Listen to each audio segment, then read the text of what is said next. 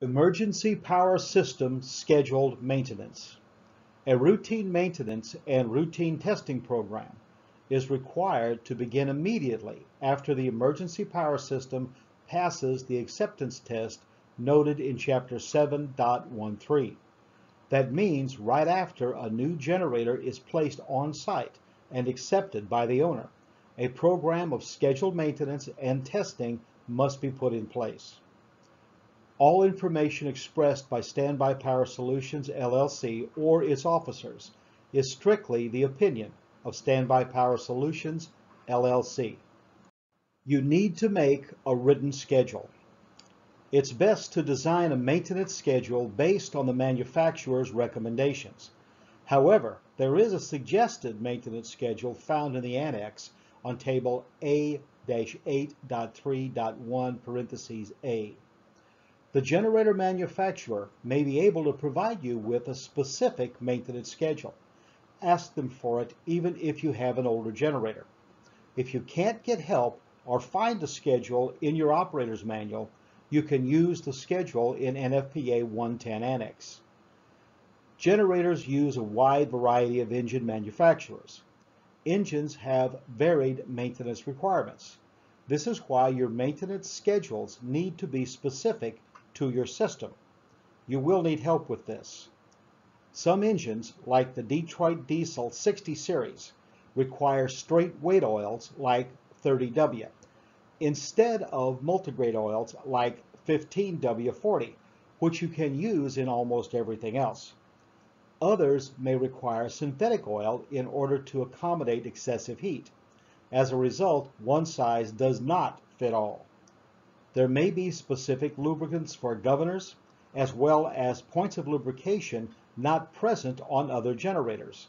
Some generator ends have sealed bearings, while others need a shot of grease.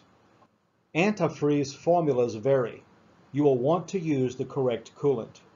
Your maintenance schedule may need to include louvers that let the cooling air in and out of the generator room. Generators need to be kept warm.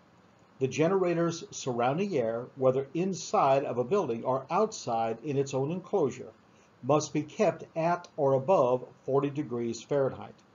Therefore, you need to have the heater on the maintenance schedule. Also, the engine will have a coolant heater that needs to keep the coolant above the manufacturer's lowest recommended starting temperature. That needs to be on the schedule. These are two separate heaters.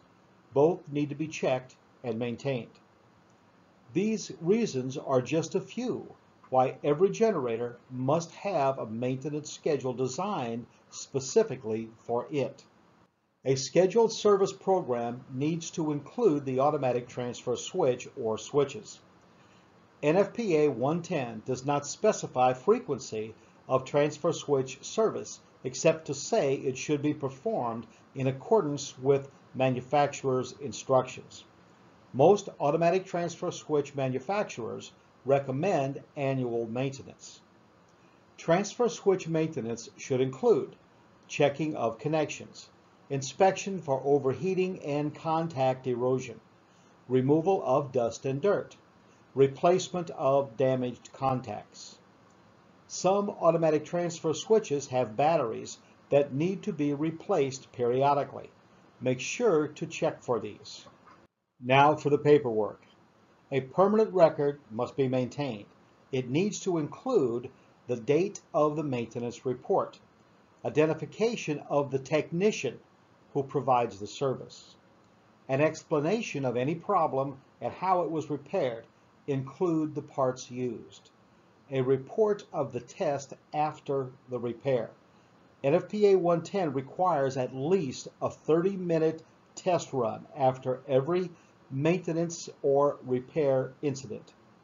Make sure your service company provides you with a complete report, including the required 30-minute test run. All information expressed by Standby Power Solutions, LLC, or its officers is strictly the opinion of Standby Power Solutions, LLC. Standby Power Solutions, LLC disclaims any liability for any personal injury, property, or other damages of any nature whatsoever, whether special, indirect, consequential, or compensatory, directly or indirectly resulting from the publication, use of, or reliance on this website or any information derived thereof. Standby Power Solutions, LLC also makes no guarantee or warranty as to the accuracy or completeness of any information contained herein. Anyone using this website should rely on his or her own independent judgment, or, as appropriate, seek the advice of a competent professional in determining the exercise of reasonable care in any given circumstance. All rights reserved. Do not reproduce without express written permission.